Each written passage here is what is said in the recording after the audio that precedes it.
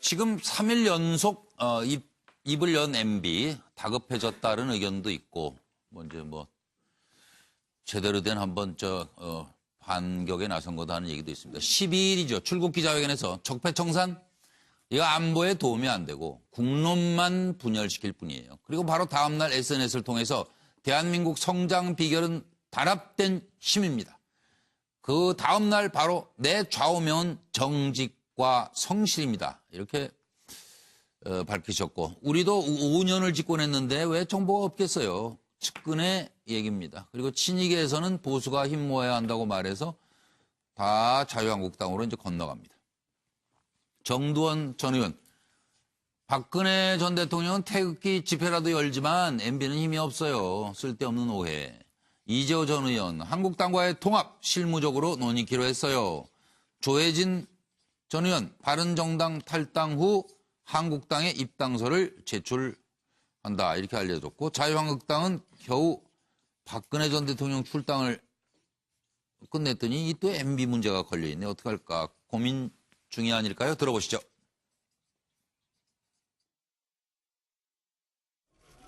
이제 국민의 불안을 털어버리고 우리 모두 우리 정부가 힘을 모아서 앞으로 전진해서 튼튼한 외교 안보 속에서 경제가 발전해 나갈 수 있는 그런 기회를 만들어 주었으면 좋겠다 하는 그런 생각을 합니다. 저는 오늘 짧게 이야기하러 들어가겠습니다. 자, 수고했습니다, 여러분. 고맙습니다.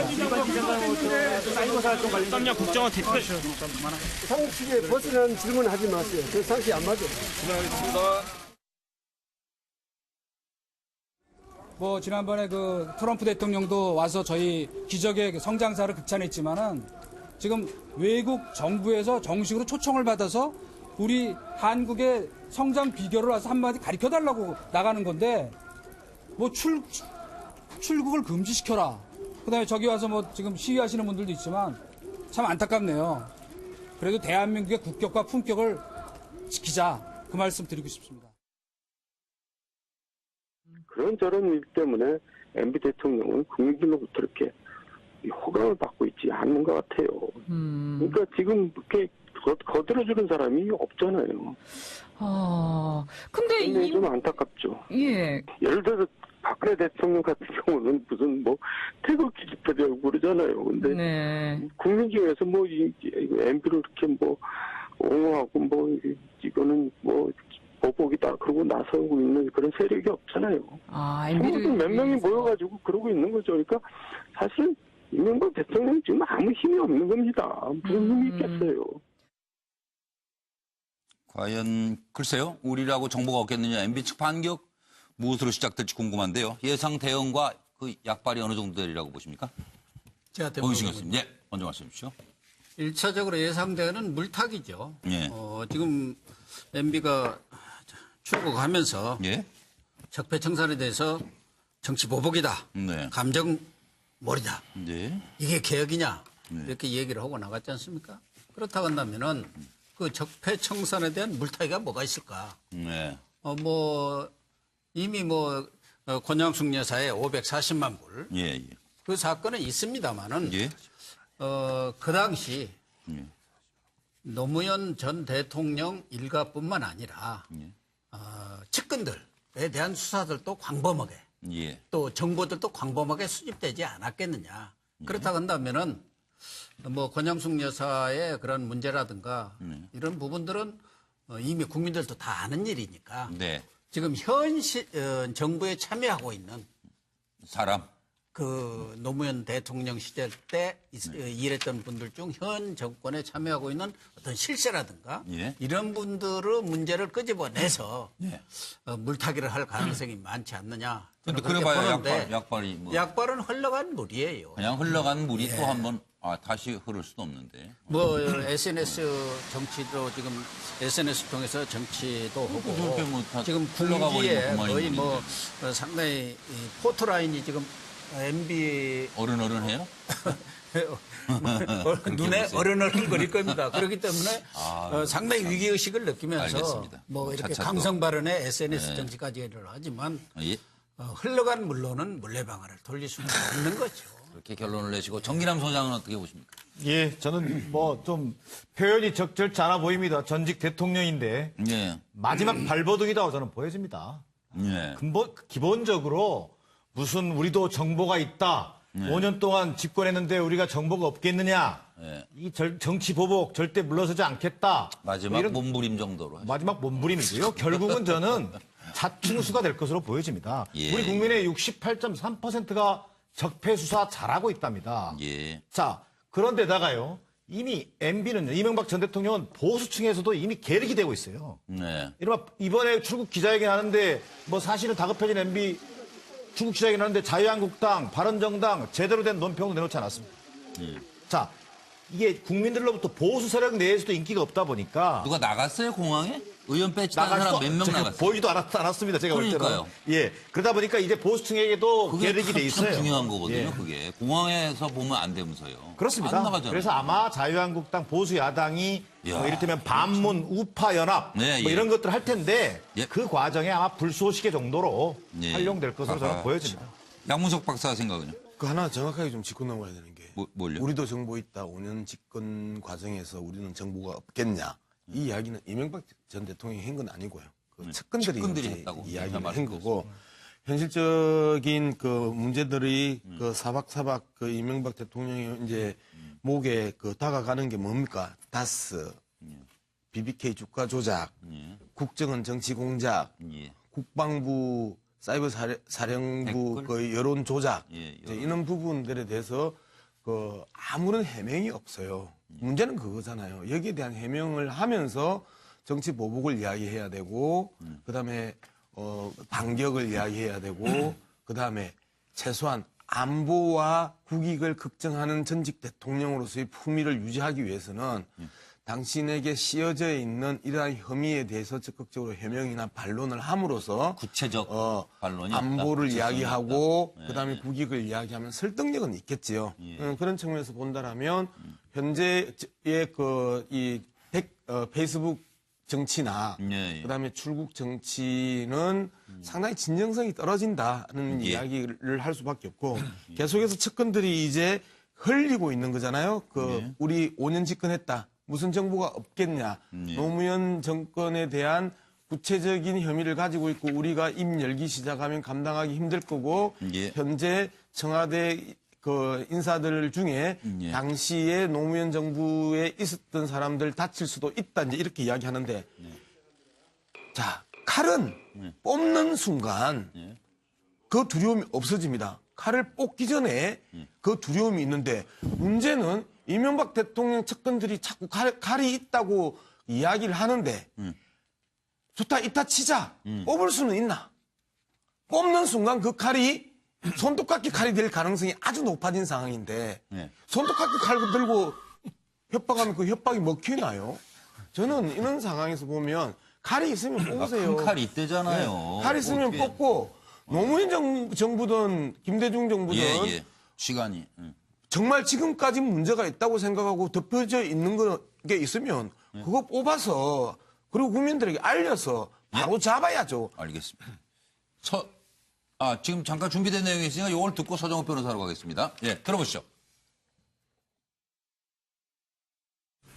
전임 정권의 불법 선거 개입으로 출범한 박근혜 정권의 취약성이 바로 국정농단과 헌정유린의 온상이었다면 이를 조장하고 주도했던 이명박 정권은 말 그대로 적폐의 원조라 해도 지나친 말이 아닐 것입니다.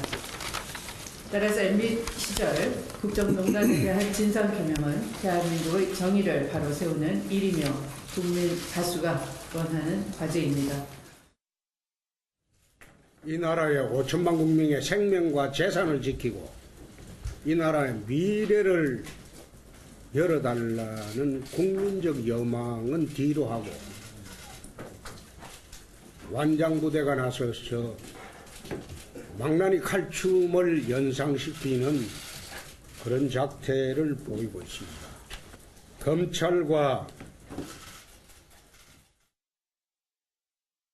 무슨 적폐가 이명박 대통령 시절에 적폐고 이명박 대통령 전에 노무현 대통령, 김대중 대통령도 있었는데 뭐 그때는 적폐가 없었나요? 네. 김대중 대통령 때 그 많은 그 부패 혐의로 주변이 다 구속이 됐고 네. 노무현 대통령 때도 돈 문제로 주변이 다 구속됐는데 네. 뭐 그건 다 덮어두고 이명박 대통령이 돈 문제 하나도 지금 걸려 있는 것도 아닌데 네. 그게 어떻게 적폐입니까? 이렇게 이제 주장들이 나오고 있는데 서 변호사님.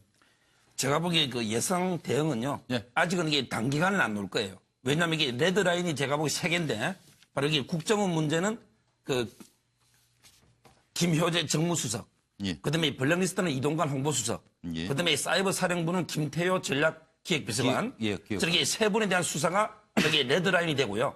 이게 그 3분에 대한 라인. 수사가 됐을 때 뭔가 이게 대응이 나오고요. 대응은 이게 제가 순서대로 확률이 높은 대로 적어봤어요. 예. 바로 이게 우리가 지금 전혀 거론 안 되는 의회의 카드가 놓을 가능성이 제일 높습니다. 예. 그다음에 두 번째가 북한 문제, 그다음에 정상회담 때 문제, 족구라든지. 네. 세 번째가 이게 과거 국정원 비리 문제. 네. 마지막으로 이게 권양숙 여사 그 일가족 있잖아요. 640만 네. 분. 이런 순서로 확률이 높고요. 예. 그다음에 그 약발 효과 있잖아요. 네. 효과는 이게 3가지 변수에 따라서 첫째는 이게 얼마나 정보와 팩트에 강한 폭로냐. 네. 정보와 팩트가 있어야지 이게 폭발력이 있는 거니까. 그렇죠. 그다음에 두 번째는 예상 못한 카드냐. 네. 왜냐하면 이게 640만 불 같은 건 이미 예상하고 있기 때문에 약효가 떨어지지만 네. 전액이 불의 카드가 놓으면 높아질 수 있고요. 네. 그다음에 마지막으로 결국 가장 중요한 거는 국민의 지지. 여기에 따라서 이게 약발은 좌우된다. 이래 보입니다.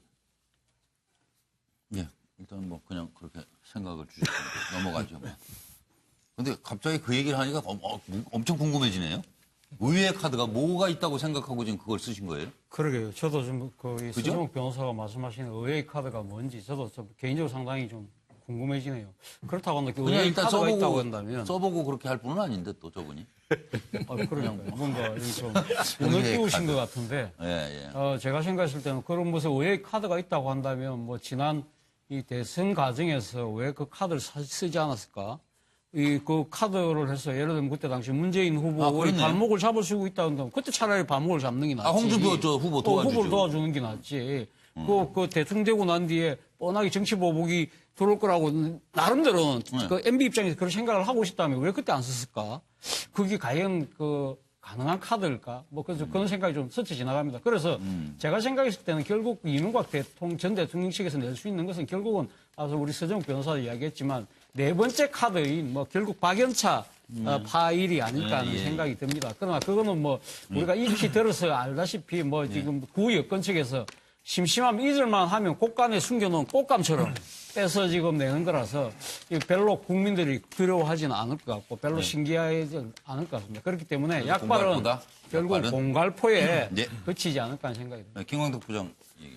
예, 저는 우리도 정보 있다 하면 과연 무슨 정보냐 하는 거는 아까 우리 서정욱 변호사가 여러 카드를 얘기했으니까 그건 설명할 필요가 없을 것 같고요. 네.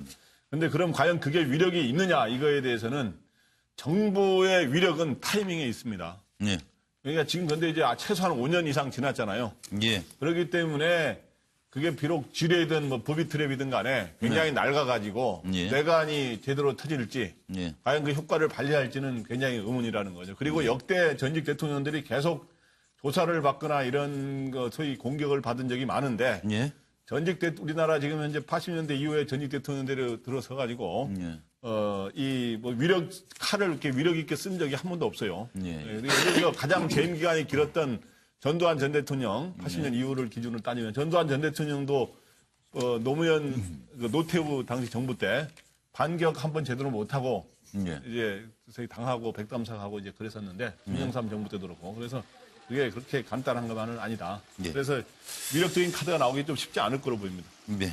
홍준표, 서청은 두 분의 이 난타전 과정에 있어서 서청원 의원이 녹취록 깐다 이야기를 했었잖아요.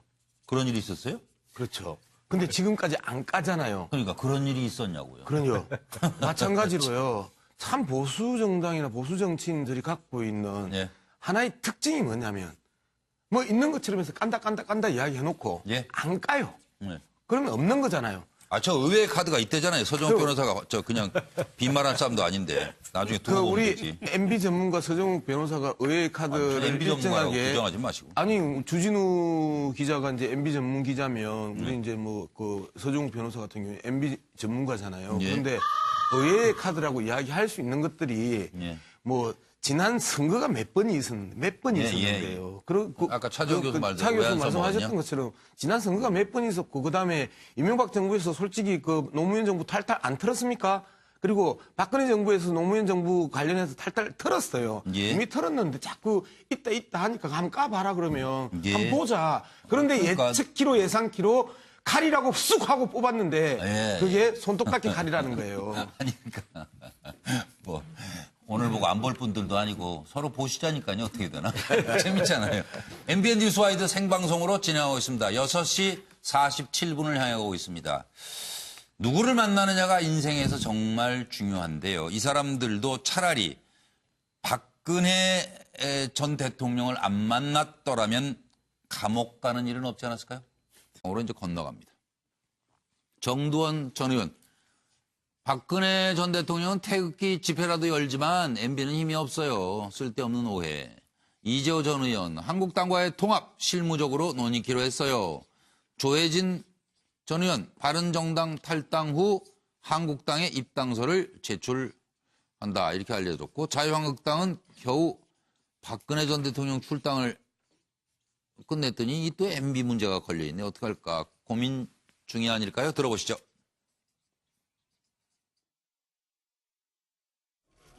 이제 국민의 불안을 털어버리고 우리 정부가 힘을 모아 없잖아요. MB를 친구들 몇 명이 모여가지고 그러고 있는 거죠. 그러니까 사실 이명박 대통령 지금 아무 힘이 없는 겁니다. 무슨 힘이 있겠어요. 과연 글쎄요. 우리라고 정보가 없겠느냐. MB 측 반격 무엇으로 시작될지 궁금한데요. 예상 대응과 그 약발이 어느 정도 되리라고 보십니까? 제가 오이신 교수님. 네, 먼저 말씀해 주십시오. 1차적으로 예상되는 물타기죠. 예. 지금 MB가 출국하면서 예. 적폐청산에 대해서 정치 보복이다. 네. 감정몰이다. 네. 이게 개혁이냐. 네. 이렇게 얘기를 하고 나갔지 않습니까? 그렇다고 한다면은 그 적폐청산에 대한 물타기가 뭐가 있을까? 네. 지금 3일 연속 입을 연 MB 다급해졌다는 의견도 있고 이제 제대로 된 한번 반격에 나선 거다 하는 얘기도 있습니다. 12일이죠. 출국 기자회견에서 적폐청산 이거 안보에 도움이 안 되고 국론만 분열시킬 뿐이에요. 그리고 바로 다음 날 SNS를 통해서 대한민국 성장 비결은 단합된 힘입니다. 그 다음 날 바로 내 좌우명은 정직과 성실입니다. 이렇게 밝히셨고 우리도 5년을 집권했는데 왜 정보가 없겠어요. 측근의 얘기입니다. 그리고 친이계에서는 보수가 힘 모아야 한다고 말해서 다 자유한국당. 출국을 금지시켜라. 그다음에 저기 와서 지금 시위하시는 분들도 있지만 참 안타깝네요. 그래도 대한민국의 국격과 품격을 지키자. 그 말씀 드리고 싶습니다. 그런저런 일 때문에 MB 대통령은 국민들로부터 이렇게 호감을 받고 있지 않는 것 같아요. 그러니까 지금 이렇게 거들어주는 사람이 없잖아요. 근데 좀 안타깝죠. 예. 예를 들어서 박근혜 대통령 같은 경우는 무슨 태극기 집회라고 그러잖아요. 근데 네. 국민 중에서 MB를 이렇게 옹호하고 이거는 보복이다 그러고 나서고 있는 그런 세력이 와서 앞으로 전진해서 튼튼한 외교 안보 속에서 경제가 발전해 나갈 수 있는 그런 기회를 만들어 주었으면 좋겠다 하는 그런 생각을 합니다. 저는 오늘 짧게 이야기하고 들어가겠습니다. 자, 수고했습니다, 여러분. 고맙습니다. 썸녀 국정원 대표 상식에 벗어나는 질문 하지 마세요. 그 상식 안 맞아요. 지난번에 그 트럼프 대통령도 와서 저희 기적의 성장사를 극찬했지만은 지금 외국 정부에서 정식으로 초청을 받아서 우리 한국의 성장 비결을 와서 한마디 가르쳐 달라고 나가는 건데